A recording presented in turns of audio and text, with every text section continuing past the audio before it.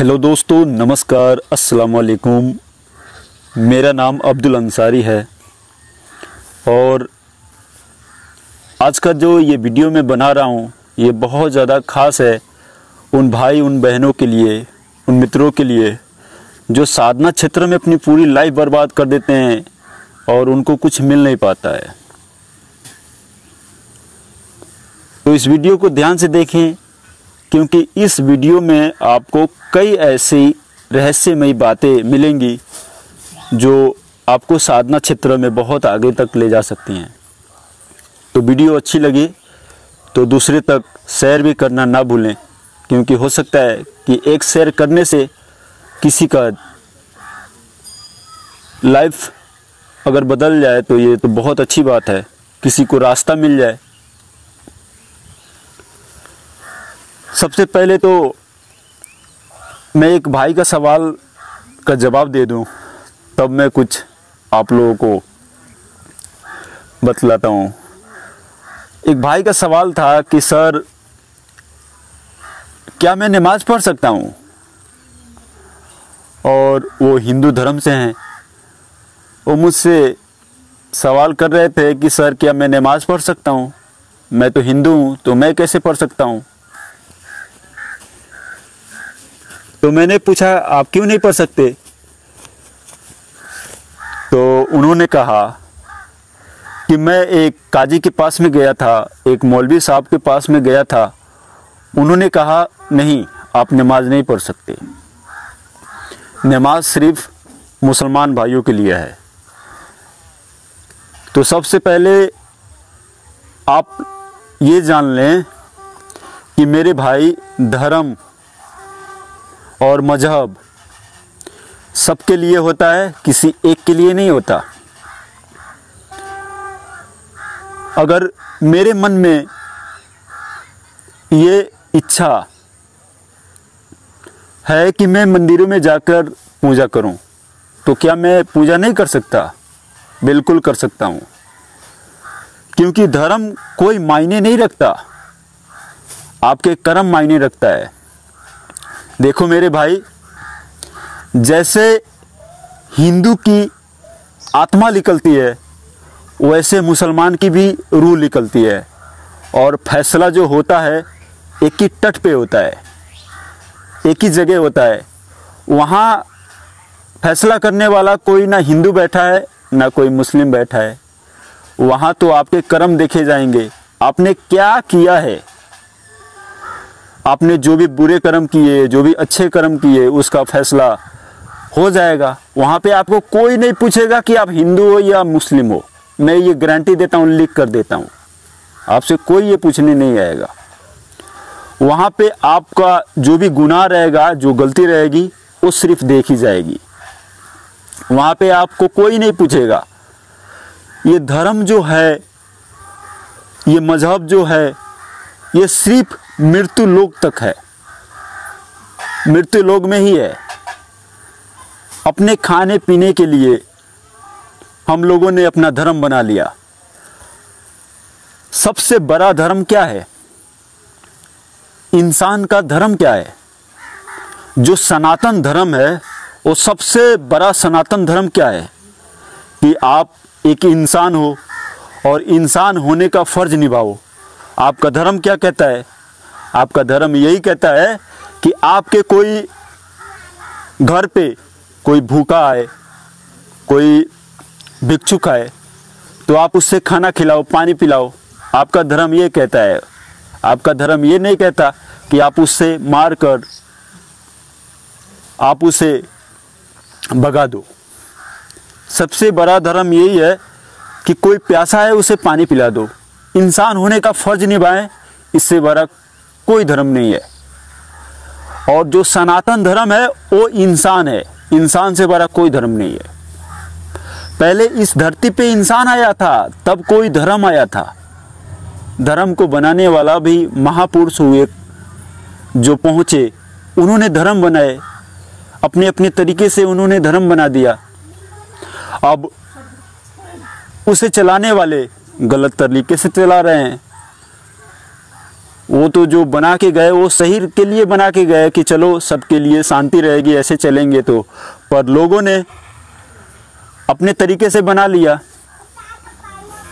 तो इस बारे में ज़्यादा बातचीत करूँगा तो बहुत लंबी वीडियो हो जाएगी। तो चलिए मैं आपको अंदर की तरफ ले चलता हूँ। एक साधक के लिए सबसे अहम बात क्या होता है? एक साधक के लिए सबसे अहम बात क्या होता है और सबसे बड़ी उसकी दौलत क्या होती है? सबसे बड़ी दौलत अंदर की दौलत होती है, जो बाहर जगत में आप कितना भी जड़ वस्तु में खोज लो नहीं मिलेगा।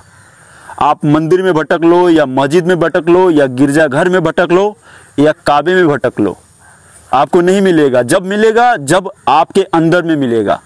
कबीर साहब ने भी कहा कि मुझको कहाँ ढूंढे रे बंदे, मैं तो तेरे पास में, ना मंदिर में ना मस्जिद में ना काबे कैलाश में। वो मालिक जब मिलेगा जब आपके अंदर मिलेगा। और हम लोग बाहर में भटक रहे हैं।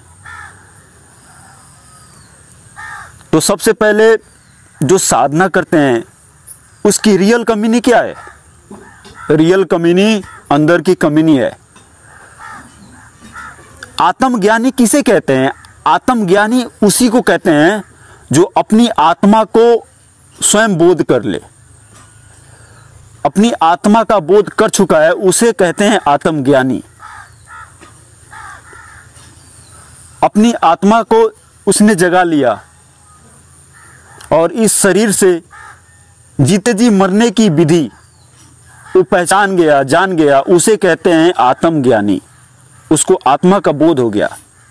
तो एक साधक के लिए ये बहुत ज़्यादा उच्चम बोध है और सभी साधकों को ये बोध करना जरूरी है, क्योंकि इस बोध से आपको बहुत ज़्यादा ज्ञान हो जाएगा। आप किसी धर्म या किसी मजहब में नहीं फंसेंगे अगर इस बोध को आप जानते हैं। तो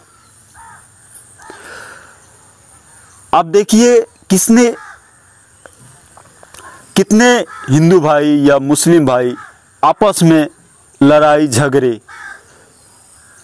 दिनों रात करते हैं कि मेरा धर्म है, ये मेरा धर्म है, चलो मैं अपनी धर्म का रक्षा करूंगा। सबसे पहले जानो यार, अगर आप धर्म की रक्षा कर रहे हो और किसी का जान चला जाता है तो वो सबसे बड़ा गुनाह है, सबसे बड़ा आपने गलती कर दिया। तो जो साधक हैं, मैं तो उनके लिए यही कहूँगा इस वीडियो में, क्योंकि ये जो मेरी बात है वो सिर्फ साधकों को समझ में आएगी। बाकी लोग हो सकता है मुझे गाली भी दे दें। साधना में जो अवस्था होता है, जो उच्चम बोध होता है, वो अपनी आत्मा को स्वयं अपने से अलग कर लेना, ये सबसे उच्चम बोध होता है। अगर इस रहस्य को आप जान जाओ तो आप किसी धर्म या किसी जाति में फंसेंगे नहीं। मैं साधकों को यही कहूंगा कि इस बोध को जरूर जानने की कोशिश करें और आप जैसे मर्जी वैसे इस बोध को जरूर अपने आप में उतारने की कोशिश करें, क्योंकि इससे आपके रास्ते, सारे रास्ते खुल जाएंगे। ये सिद्धि जो है, सिद्धि केवल फंसाने के लिए है। आप कितना भी ओम पूरब नमः स्वाहा, दक्षिण नमः स्वाहा, उत्तर नमः स्वाहा करते रहो, इससे केवल आपको सिद्धि मिलेगी। आप कितना भी मानसिक जाप कर लो या मंत्रों को जाप कर लो या मुंह से जाप कर लो या अंतरात्मा में जाप कर लो, केवल आपको सिर्फ सिद्धि मिलेगी और कुछ नहीं मिलेगा। जो राज छुपा बैठा है वो आपके अंदर छुपा बैठा है और बस उस रास्ते को आपको खोलना जरूरी है। उद्धार के तौर पे मैं आपको एक बात बतलाता हूं।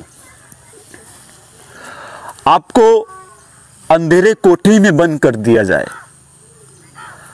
अंधेरे कोठरी में बंद कर दिया जाए और आपकी आंखों पे पट्टी लगा दिया जाए और दरवाज़ा जो है खुला ही है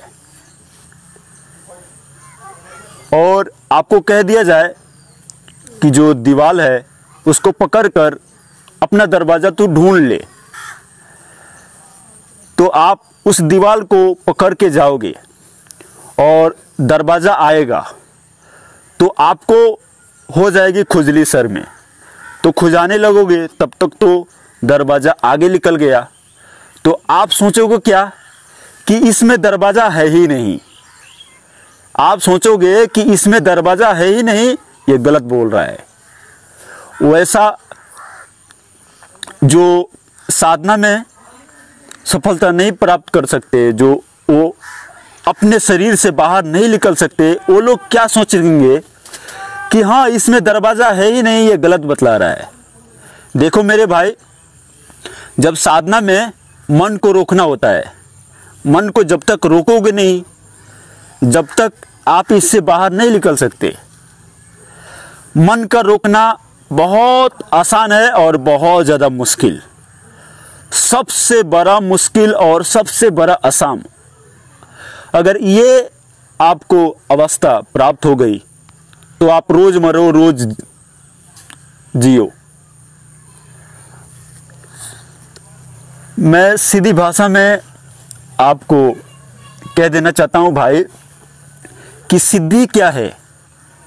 आपके सामने बड़ी बड़ी सिद्धि हाजिर हो जाएंगी कि ये ले लो वो ले लो, केवल सिद्धि में मत फंसो यार। कोई बोलता है अप्सरा के चक्कर में कि अप्सरा ट्रांसफ़र कर दो मुझे, कोई जीन ट्रांसफ़र कर दो। अरे यार, ये सब एक साधक के बाधक हैं। साधना जो इंसान करता है, साधक, साधना के दौरान रिद्धि सिद्धि सारे आ जाते हैं और आपको जैसे मर्जी वैसे आपको रिझाने की कोशिश करते हैं कि आपका जो मन है उसी में फंसा रहे। यकीन मानो, जब आप अपनी आत्मा को एक बार निकाल लोगे तो जितने भी इस ब्रह्मांड के अंदर आवाज़ गूंज रही है वो सारे स्पष्ट हो जाता है। कोई बोलता है ये खुदा, कोई बोलता है ये भगवान, कोई बोलता है ये गॉड, मुझे ये चाहिए वो चाहिए, वो सारे आवाज़ आपके कानों में सुनाई देती है और सामने वाला क्या कह रहा है ये भी सुनाई देता है। तो सोचो, इस ज्ञान को पाने की किसको लालसा नहीं है, पर यह ज्ञान जो होता है ये ज्ञान ऐसे नहीं मिलता।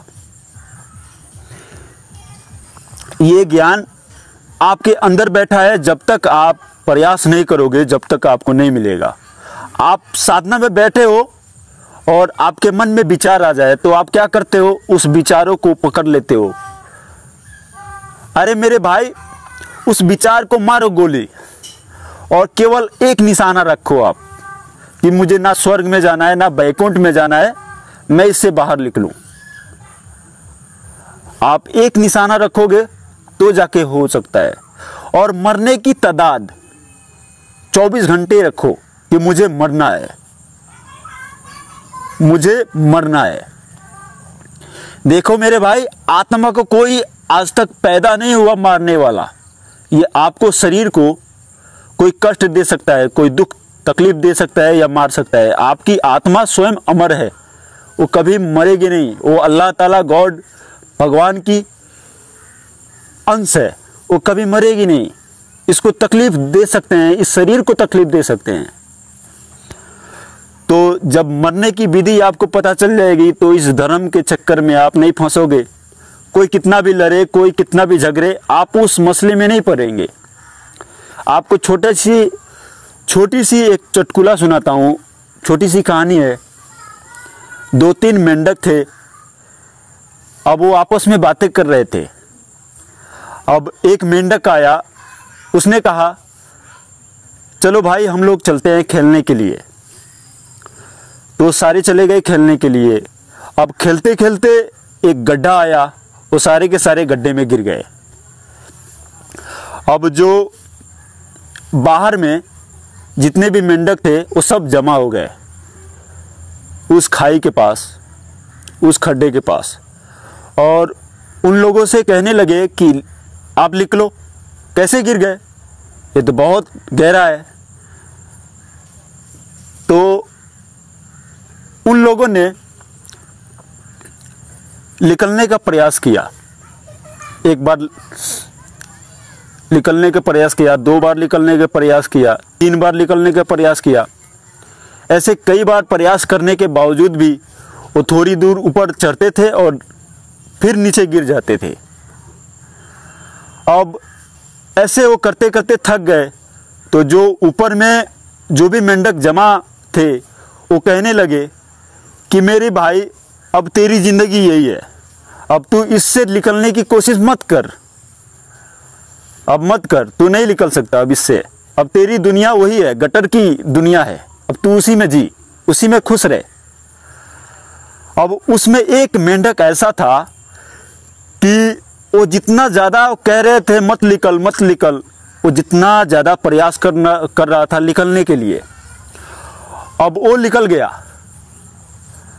तो सारे के सारे अचंभा रह गए कि हमने कहा मत निकल मत निकल, ये तो निकल गया। तो वो जो मेंढक था वो बहरा था, उसको लग रहा था कि तू निकल सकता है, प्रयास कर, निकल जा निकल जा निकल जा। तो उसके अंदर वो जुनून आ गया कि वो निकल गया। अब उसको वो जुनून आ गया तो वो निकल गया, और जो बाकी फंसे हुए थे वो सुन सकते थे। अब उन लोगों की बातें सुनकर वो हार मान गए। अब उन लोगों ने कहा कि चलो मेरी दुनिया सच में यही है। तो वैसे सोचो, आपके अंदर रास्ता है निकलने का, जीते जी मरने का, आप अपने अंदर खोजोगे तभी तो जाकर मिलेगा। अगर ये सब बात गलत होती तो वेद और शास्त्र और कुरान शरीफ में भी लिखा नहीं होता। कुरान शरीफ में भी लिखा है कि जीते जी जो मरना सीख जाए।